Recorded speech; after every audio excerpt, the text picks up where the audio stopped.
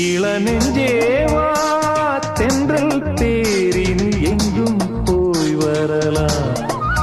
அட அங்கே பார் மஞ்சள் வான்முகில் கையால் நாம் தொடலாம்.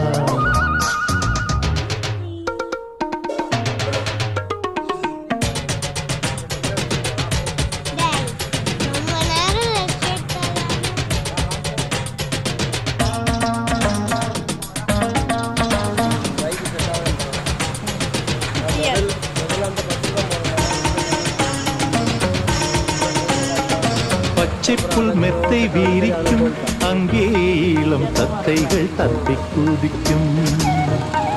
பட்டுப்பூ மொட்டு வேடிக்கும் செந்தேன் பேர பொன்வண்டு வட்டம் அடிக்கும். சுற்றிலும் மூங்கில் காடுகள் தென்றலும் தூங்கும்